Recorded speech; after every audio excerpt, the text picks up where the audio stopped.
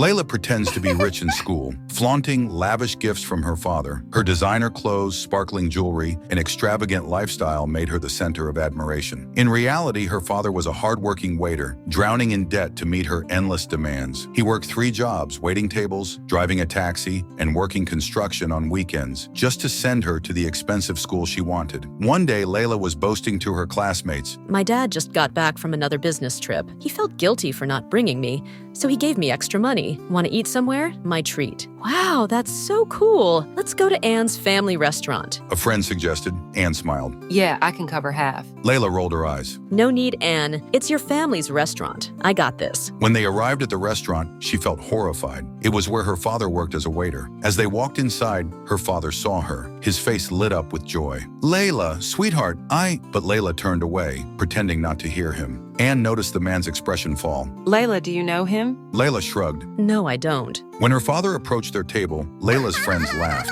Phew, look at his hands. So rough and scarred. One girl sneered. Layla forced a chuckle. Yeah, I know, right? Gross. Her father's hands trembled as he placed their drinks on the table. His daughter, his pride, was ashamed of him. Anne frowned. Guys, that's enough. You don't make fun of people like that. Layla smirked, trying to act cool. Oh, come on. It's just a joke. But Anne had seen enough. When her father stepped away, she followed him. Excuse me, sir. Are you okay? The man hesitated before sighing. Layla, she's my daughter, but I think she's ashamed of me. Anne's eyes widened. What? But she said her dad was a businessman. He looked down. I work 3 jobs to send her to your school. I borrow money to buy her the things she wants because I don't want her to be bullied. I thought I was protecting her. His voice cracked. But maybe I only taught her to be ashamed of me. Anne clenched her fists. Let me handle this. Come with me. She returned to the table with Layla's father. Girls, this man is one of our most hardworking staff. Anne announced. Then she looked at Layla. Aren't you going to tell us the truth? Layla's heart pounded. What are you talking about? She muttered. Anne crossed her arms. You're not going to tell us that he's your father? Layla paled, but still she denied it. I don't know him. Her father's shoulders slumped. Anne shook her head in disbelief. There's nothing shameful about his job, Layla. He works hard for you. What's shameful is pretending to be someone you're not. The weight of her lies came crashing down on her. She could see the pain in her father's eyes. The same man who had sacrificed everything for her, whom she had just humiliated in front of everyone. Tears welled up in her eyes. I thought I had to do it. If people found out I was just a waiter's daughter, they wouldn't want to be my friends. They'd call me a social climber.